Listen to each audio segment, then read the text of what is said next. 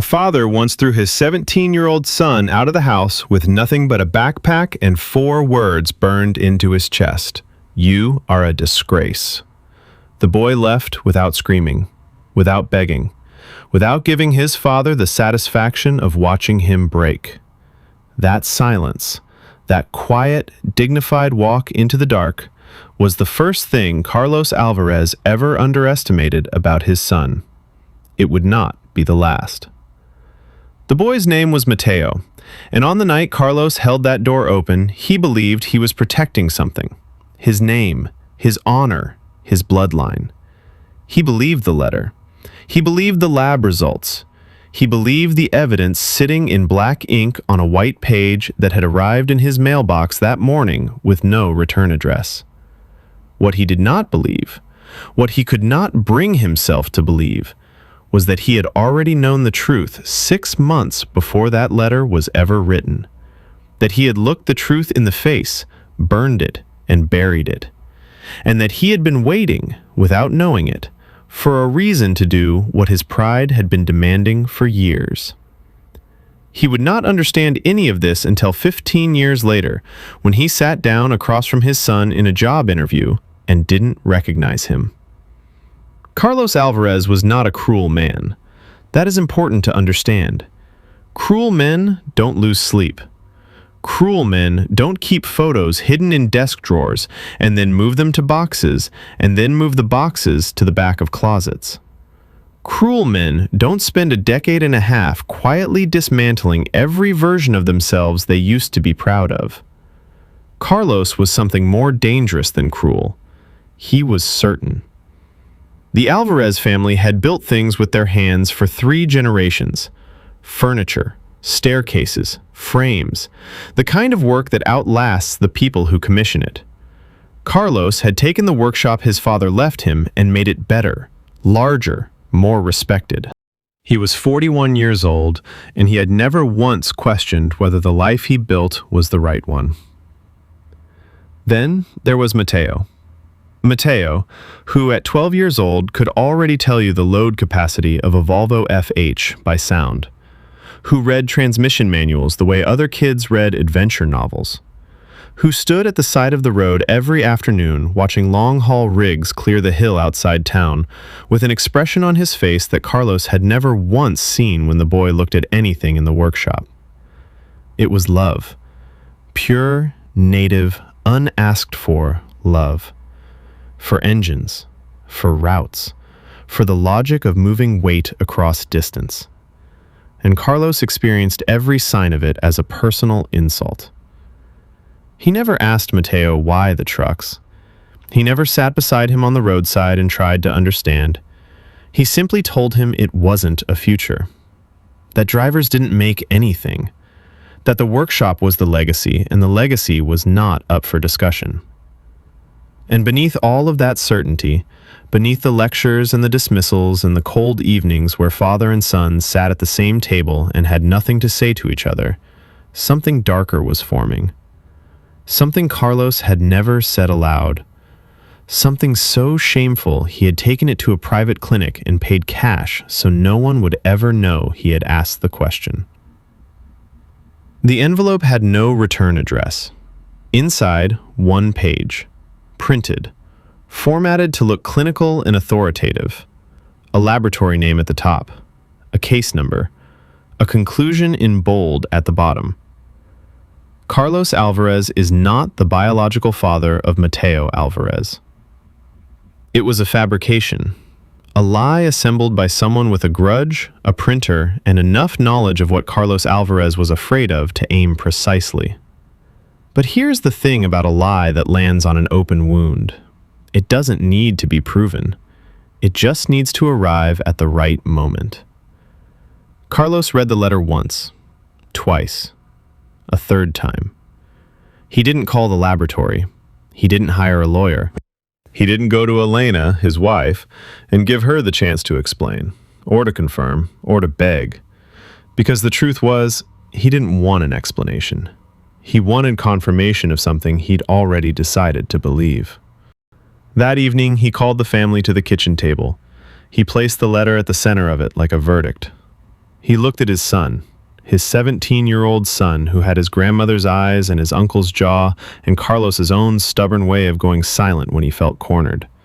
And he said the words he had been rehearsing, without knowing it, for years. You are not mine.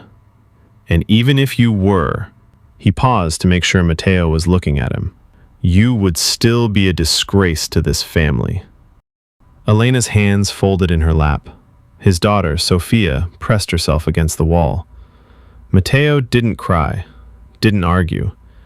He went to his room, came back with a canvas backpack, kissed his sister on the top of her head, quietly, like a small ceremony, and walked to the door. He stopped just before he stepped through it. He turned and looked at his father one last time. He didn't say anything, he just looked. And then he was gone. Carlos would spend years trying to forget that look. He never could. Nobody tells you what it actually cost to be thrown away at 17. Not the cold. Mateo had expected the cold. Not the hunger. Not the cheap rooms with their thin mattresses and mildew walls. Those were hard, but they were concrete.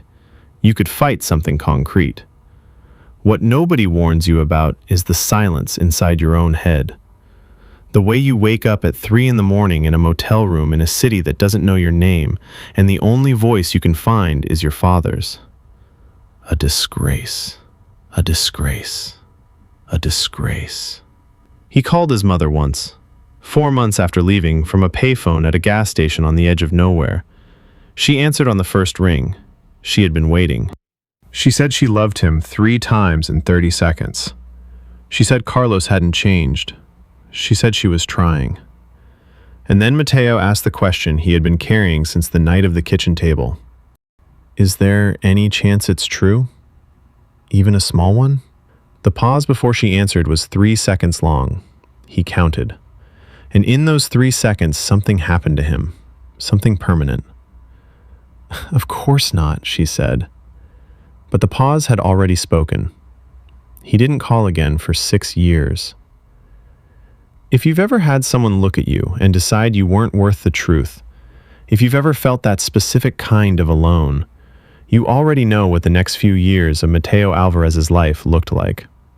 And if you have, tell me in the comments, because the next part of this story only makes sense if you understand how low the floor can get before you decide to start building. He found the transport company through a job listing 2 weeks past its posting date, warehouse labor. He was 19. The work was physical, repetitive, and, to every other person doing it, invisible. Mateo treated it like a classroom. In his first week, he noticed a loading error that would have cost the company 4 hours of rerouting. He flagged it. His supervisor, Rodrigo, was more annoyed than grateful, but he was also watching. Within a month, Rodrigo moved him to dispatch support. Within a year, he was sitting in route planning meetings and asking questions that made people 10 years older than him pause before answering. He drove trucks for 2 full years by choice, not because he had to, but because he needed to understand the work from the inside before he could improve it from above. When he came back to the office, everyone noticed the difference.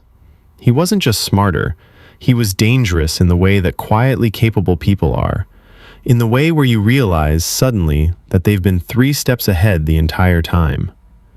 By 26, he was a logistics planner. And at 26, he nearly lost everything.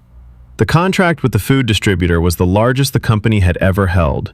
The delivery schedule was Mateo's. He had built it over 6 weeks. And when a communication failure between 2 depot managers, a failure that had nothing to do with his model, caused 3 days of cascading delays to the client's retail network, his name was on the document that failed. The client threatened to walk. His supervisor told him his position was under formal review. He drove home and sat in his apartment without turning on the lights, for 3 hours, not moving. Every fear he had ever swallowed came back at once, that he wasn't enough, that he had built everything on borrowed time, that somewhere deep in the machinery of the world his father had been right, and this moment was just the proof arriving late. He had a resignation letter half-typed by midnight. He deleted it at 1 in the morning. Instead, he spent 4 days building a complete forensic breakdown of the failure, every decision point, Every broken communication, every place the system had allowed a human error to compound. He didn't frame it as a defense. He framed it as a gift. Here is exactly what went wrong, and here is the protocol that will make sure it never happens again. The client stayed. His supervisor presented the breakdown to the board and said, without meaning it as a compliment and it landing as the highest one anyway, "I've never seen someone respond to nearly being fired by making the company better." 2 years later, the director retired. He recommended Mateo by name. The vote passed. Narrowly, but it passed. He was 32 years old, 14 depots, 340 employees, clients that once would have laughed at a company this size pitching for their business. He had built it, not alone, but his fingerprints were on the architecture of almost everything. He kept one photograph on his desk, his mother. Nothing else personal, no one asked. He had almost married once, a woman named Valentina, brilliant, patient, deeply kind, who had eventually told him, without anger, that there was a room inside him she was never going to be allowed into. He hadn't denied it. He'd understood it perfectly. He'd just never been able to figure out what to do about it. The shortlist for Regional Operations Manager landed on a Tuesday. He scrolled through it between calls. He got to the 5th file. Carlos Alvarez, age 61, carpentry workshop, closed, insolvency. 2 subsequent positions, both terminated. 9 months unemployed. Current address in a district that told its own story. He looked at the photograph for a long time. His father had always filled a room. Big hands, broad shoulders, the physical grammar of a man who had never seriously doubted himself. The man in the photograph was recognizably the same person, but something load-bearing had collapsed inside him. He looked like a house after the foundation shifts, still standing technically, but wrong in a way you could feel before you could name it. Mateo set down the tablet. He could end this in 30 seconds. 1 email. Carlos would never know. He picked the tablet back up. Send him in. Carlos had gotten good at this. After enough rejections, you learn to manage the room. Sit correctly, controlled eye contact, confidence calibrated, enough to seem capable, not enough to seem like you didn't need the job. You said the right things in the right order, and you kept the desperation so far below the surface that not even you could feel it while you were performing. He walked into the director's office and clocked the room. Modern, precise, quietly expensive. The kind of office that belonged to someone who had never needed to prove anything to anyone. The man behind the desk was young, early 30s. He had a stillness about him that Carlos found immediately unsettling. The kind of stillness that isn't calm, but control. Carlos opened his folder. He covered operational management, supplier relations, team leadership under budget pressure. He was presenting well. He knew it. Then the man set down his pen, and the temperature in the room changed. "I want to step outside the formal questions for a moment," he said. Carlos looked up.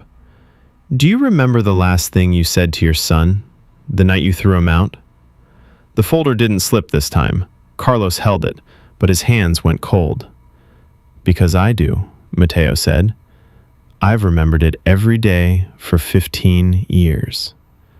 The silence was enormous. "You threw your own son into the street like something you were done with. You took the worst night of your life and made it mine, and now—" He gestured once, a small movement that took in the desk, the room, the 15 years between them. "Now you're asking him for a job." Carlos opened his mouth. "I'm not finished," Mateo said. He didn't raise his voice. He didn't need to. "You called me a disgrace, in front of my mother, in front of my sister, and the worst part, the part I need you to sit with right now, is that you didn't believe the letter. You couldn't have, because a man who believed it would have made a phone call, would have asked a question, would have given his son 5 minutes before he opened the door." Carlos said very quietly, "Mateo, you wanted a reason," Mateo said, "and it arrived, and you used it. And I need to know, before we go any further, whether you understand the difference." The room held them both. Carlos was quiet for a long moment, long enough that Mateo wondered whether he would deflect, offer justifications, reframe the timeline, do the thing that people do when the truth is too heavy to hold in both hands. He didn't. I knew the letter was false, Carlos said. Within 2 years, someone confessed. A neighbor. An old grudge against your mother. The whole document was fabricated. He pressed his hands flat on the folder. I found out when you were 19 years old, and I didn't come. Why? Because if I came, I would have had to tell you something I hadn't told anyone. He stopped. Then, 6 months before that letter arrived, I went to a private clinic. I paid cash. I asked for a paternity test. He looked up. The results said you were my son. Biologically, completely, without question. I burned the paperwork and told myself I'd been paranoid. Mateo said nothing. And then the letter came, and I took it. His voice was barely above a whisper now. I took a lie I already knew was impossible, and I used it. Because I was furious that you didn't want what I had built. Because every time you looked at that road instead of my workshop, I felt like I was disappearing.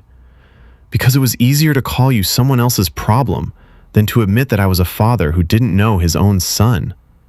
He exhaled. I destroyed my family because I was too proud to say that I didn't understand you. That's the truth. That's all of it. The office was completely still. Do you know what that does to a person? Mateo said. To be thrown out by someone who knew? Not someone who was confused or afraid or deceived. Someone who knew and chose the letter anyway? Carlos had no answer, because there wasn't one. He had lost everything in the order that pride usually takes things. First, the warmth. Elena had stayed 4 years after Mateo left, and then quietly, without drama, removed herself from a life that had stopped making sense. Then the business. The workshop his grandfather had built had closed under the weight of debts he hadn't seen coming because he'd been too proud to ask for help seeing them. Then the proximity. Sophia still called, twice a year, her voice measured and careful in the way of someone maintaining a relationship they've already partially grieved. He was 61 years old. He lived alone. He needed this job. And sitting across from his son who had built from nothing more than a canvas backpack and a decision to survive, he understood, with the specific clarity that only arrives too late, what pride had actually cost him. Not the business, not the marriage, not the calls that didn't come. It had cost him this, the version of his son that sat across from him now, the man with the quiet office and the straight spine and the voice that didn't need to be raised to make someone feel every word. He had missed all of it, every year of it. That was the number he could not calculate. That was the bill that had no bottom. You don't get the job. Carlos nodded. He had known before he walked in. And I'm not going to tell you I forgive you, Mateo said, because I don't know yet if that's true. And I've spent 15 years being honest with myself, and I'm not going to stop now for your comfort. He stood. He walked to the window. But I'm going to tell you something that I need you to carry. Not for me, for you. He turned. I built everything you see without making you the villain of my story. I was angry. I was angrier than you can probably imagine. But I made a choice, very early, that the worst thing you ever did to me was not going to be the most important thing about me. I chose to build something bigger than your worst night. He looked at his father, smaller now, quieter, carrying something that would never fully set down. That choice saved my life, and it was the hardest thing I've ever done. Carlos stood. He picked up his folder. At the door he stopped. Your mother, he said. She never stopped believing in you, not for a single day. He left. Mateo stood at his window until the footsteps were gone. Then he sat down, opened his phone, and called a number he hadn't dialed in years. She answered on the second ring. He didn't say anything for a moment, and she didn't either, because some silences aren't empty. Some of them are the fullest thing two people can share. Carlos Alvarez walked out of that building into the cold and into the rest of his life, carrying every year of what one decision, made in pride, had taken from him. He had a daughter who called twice a year. He had carpenter's hands with nothing left to build. He had the truth, finally spoken. And the truth, it turns out, doesn't give anything back. Mateo Alvarez sat in the office he had built from a broken backpack and 15 years of refusing to be what someone else decided he was. He had not given his father the job. He had not screamed. He had not forgiven. He had done something rarer and harder. He had told the truth about all of it, and then chosen what to do next. Now here's what I want to know, and I genuinely want the debate in the comments. Do you think Mateo was right to refuse his father? Or does a man who finally tells the whole truth deserve a second chance, no matter how late it comes? There's no clean answer. That's why I'm asking. And if this story stayed with you, the ones about what pride destroys and what survives the wreckage, subscribe, because there are more. And some of them are going to feel uncomfortably close to something you already know.